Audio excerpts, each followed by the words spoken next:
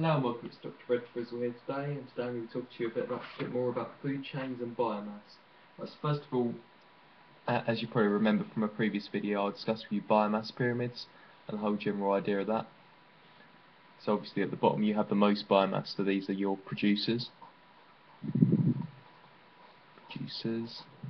And you have your primary consumers.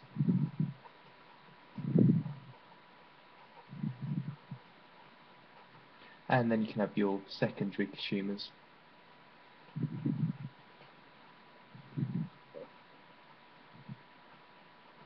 Then I have gone through this before, but what I wanted to add is I wanted to add the idea of energy and how it fits into this whole into this whole pyramid. So producers produce their own energy essentially, but from your GCSE course in your other subjects such as physics and chemistry, you should have learned that energy cannot be created or destroyed.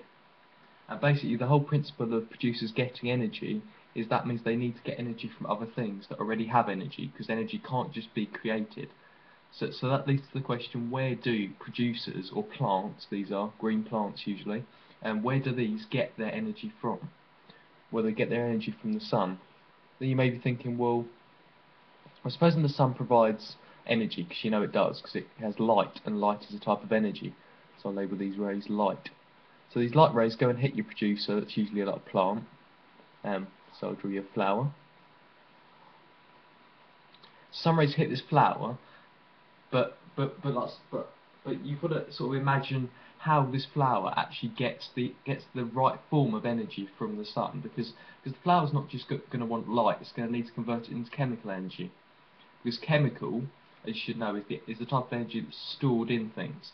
So supposing you take a battery, for example, even a battery has stored chemical energy in it. So you've got like plus here and minus here.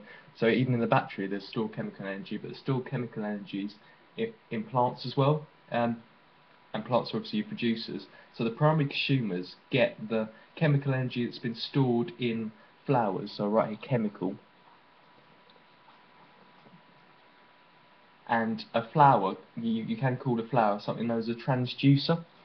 Now this might sound like a bit of a sort of strange word, transducer, but all that means is it means that the flower converts one type of energy into another.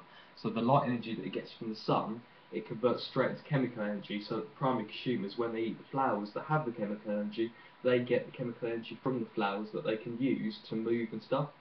And this is the whole idea of why there's less primary consumers than there are producers, and why there's more biomass or more energy in this part of the chain here, because of things that I just mentioned, like movement and excretion and reproduction. All these processes that are essential for life, which you can remember by the thing Mrs. Nurge or Mrs. Gren. Most people like to write several places with Gren. So you have movement. I won't actually write this out because this video isn't primarily about this particular topic, but so that's movement, respiration, sensitivity, which is like feeling things. Respiration is releasing energy from glucose.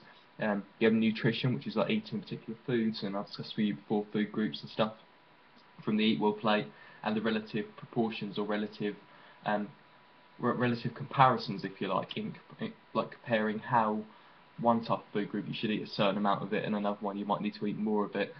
There's excretion, reproduction, and growth. So all these processes are carried out by primary consumers, because all these processes are processes of life, but all of these require energy. So right here, energy.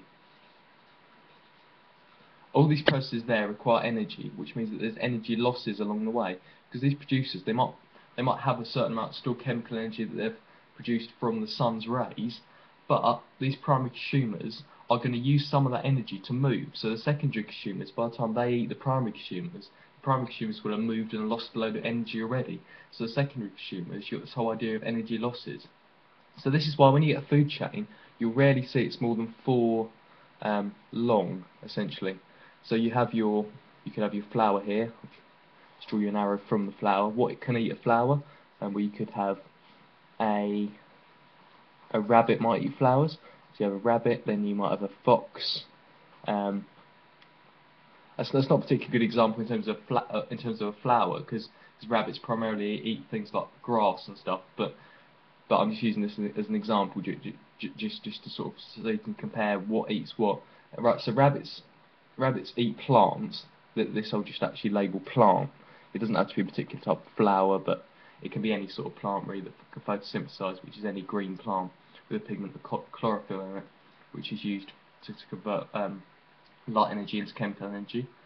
So your rabbit eats the plant, the fox eats the rabbit, and then not much eats the fox. So this food chain, for example, is 1, 2, 3 long.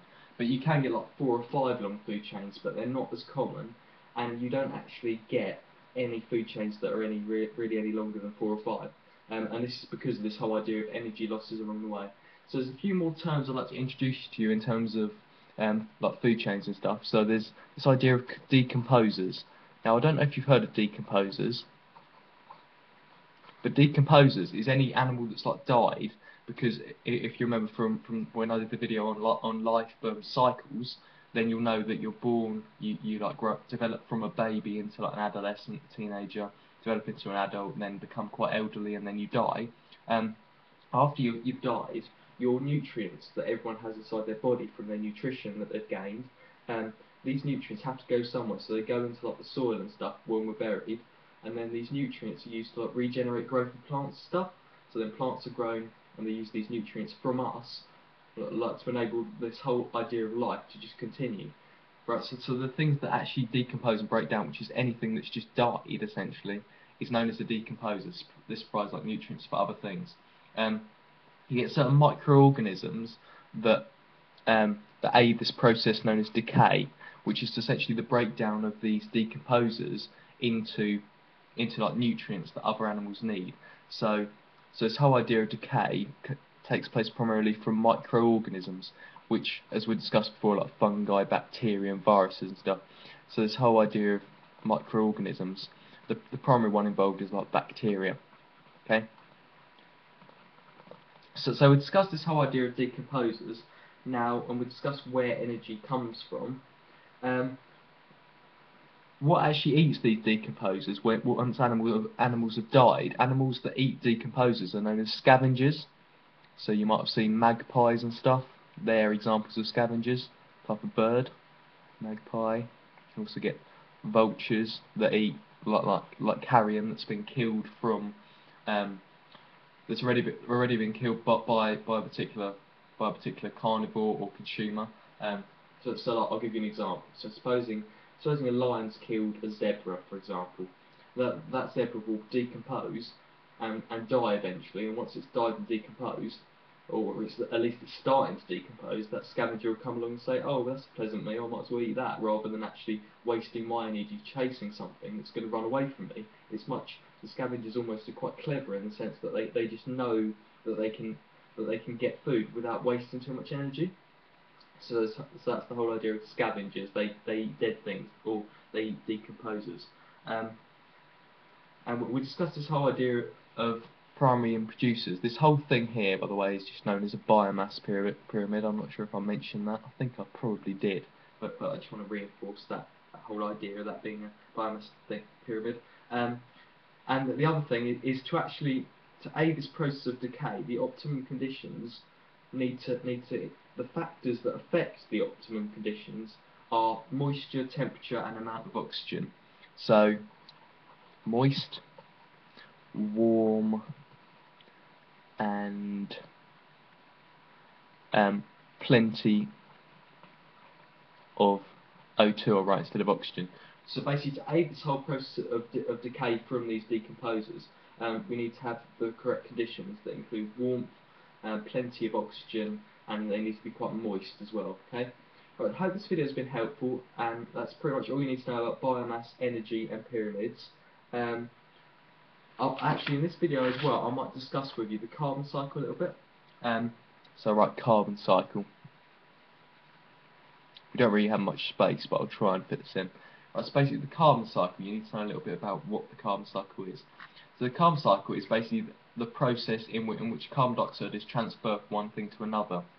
So the sun provides energy for plants. Plants take in carbon dioxide, which is breathed out by all animals. Essentially, animals are usually producers, You can have primary consumers. Animals usually consumers, sorry. You have primary consumers, secondary consumers, and even tertiary consumers. Secondary, primary, tertiary, secondary, and that's quite obvious from here.